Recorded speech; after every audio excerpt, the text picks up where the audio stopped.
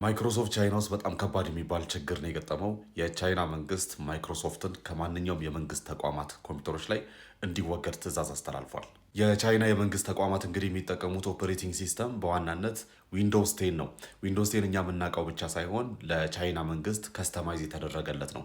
ይህንን ስራ ደግሞ የከስተማይዜሽን ስራ ደግሞ የሰራው ሲኤንኤም ኢንፎርሜሽን ቴክኖሎጂ የሚባል በቻይና ስቴት ኦውንድ የሆነ ወይም ደግሞ የመንግስት ተቋምና እንዲሁም ደግሞ ማይክሮሶፍት በጋራ በመሆን የሰሩት ዊንዶውስ ቴን ነው እነዚህ ተቋማት የሚጠቀሙት ማለት ነው። ታዲያ እንግዲህ የቻይና መንግስት በውጭ የተሰሩ ኦፐሬቲንግ ሲስተሞችን መጠቀም ለሴኪሪቲ አደጋ ነው በማለት በሀገር ውስጥ የተሰሩ በተለይም ደግሞ እንደ ሊነክስ ያሉትን ኦፐሬቲንግ ሲስተሞችን የመንግስት ተቋማት እንዲጠቀሙ በፍጥነት ያኛውን እንዲያስወግዱ ትዕዛዝና መመሪያ እያስተላለፈ ነው። ይህ ብቻ አይደለም። ኦፐሬቲንግ ሲስተሞችን ከመቀየር በተጨማሪ የተለያዩ ሴንሲቲቭ የሚባሉ የመንግስት ተቋማት በተለይም ደግሞ የሀገር ሚስጥር የሚይዙ የመንግስት ተቋማት ኮምፒውተሮቻቸውን ፎሬን ብራንድ ከመጠቀም ወይም ደግሞ በተለይም ደግሞ የአሜሪካ ብራንዶችን ከመጠቀም የሀገር ውስጥ ብራንዶችን መጠቀም ላይ ትኩረት እንዲያደርጉ ተመሳሳይ መመሪያ እየተላለፈ ነው።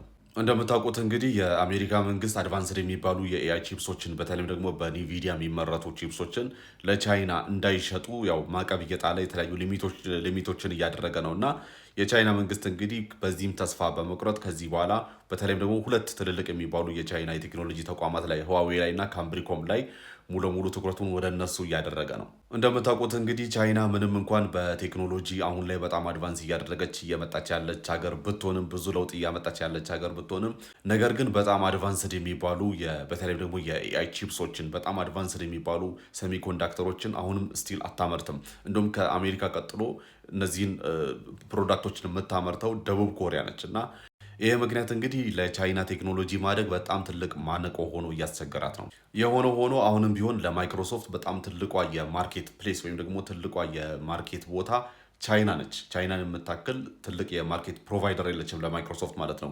ለምሳሌ ባይትራንስን የቲክቶኩን ባለቤት ማለት ነው የባይትራንስን ተቋም እንኳን ብንወስድ የማይክሮሶፍትን ኤአይ እና የማይክሮሶፍትን ክላውድ ሰርቪስ ነው የሚጠቀመው። ለዚህም ደግሞ በአመት እስከ $1 ቢሊዮን ድረስ ስፔንድ ያደርጋል ለማይክሮሶፍት ማለት ነው። መቼም ይህንን ስል እንግዲህ ሲድሮ ለምን ሰክሰስፉል እንዳልሆነ ይገባቸዋል ብዬ አስባለሁ።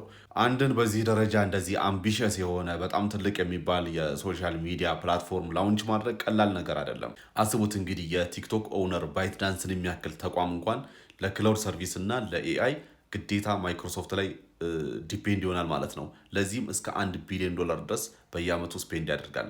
እንደነዚህ አይነት ትልልቅ ፕላትፎርሞችን ታዲያ እዚህ ሀገር ላይ ላውንች ማድረግ እንደ ቀላል ነገር የሚታሰብ እንዳይመስላችሁ።